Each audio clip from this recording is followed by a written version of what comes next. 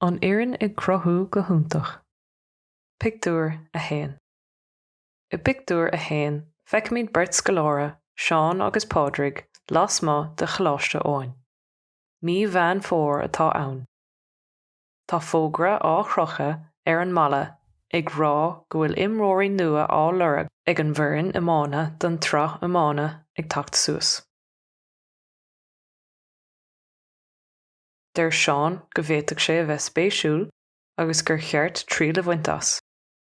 Éon tion Pádraig leis agus deir sé go labhróidh sé leis an úsal ó murchú tréanálaí na foirne. Pictiúr a dó. Sa pictiúr seo, cintíonn Seán le Pádraig go bhfuil spéisiige imirt leis an bhfoireann imána. Deir Pádraig go bhfuil agus go mbeidh siad trílas réanós.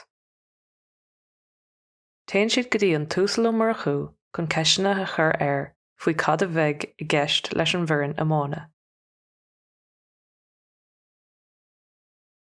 Chur an Pádraig ceist air cén tam a mbíonn an tréanáil ar siúl agus freagraíonn an túsal ó murchú go mbíonn si ar siúl gá lá in aghaidh na seachtaine tar éis na scoile.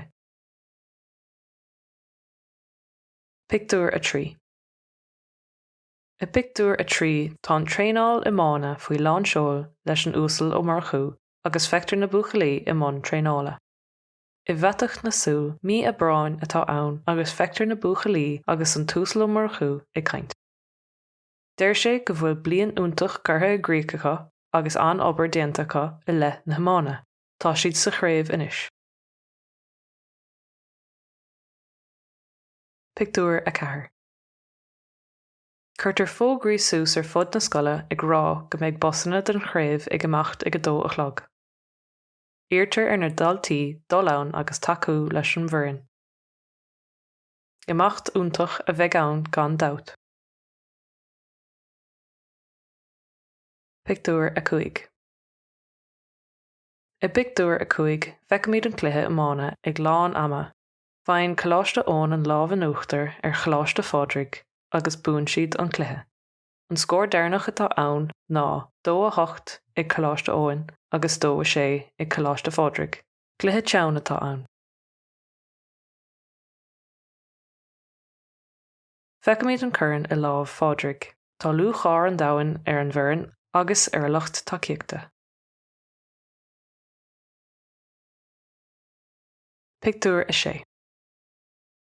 Sa pictiúr dearnach tá an éireann imána an túsal ó murchú agus príomhide na scoile go léir bailithe os cóir na scoile.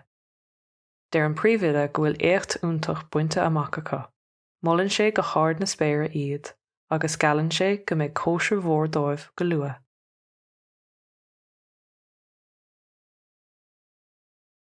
Déanann sé chomhghardas leis an bhfoireann agus leis an úsal ó murchú a socht a gcuid ibre.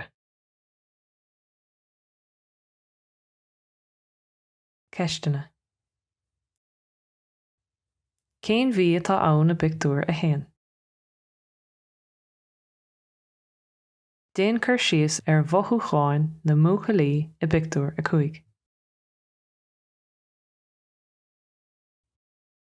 Cad atá i lámh Pádraig i pictiúr a chuaig.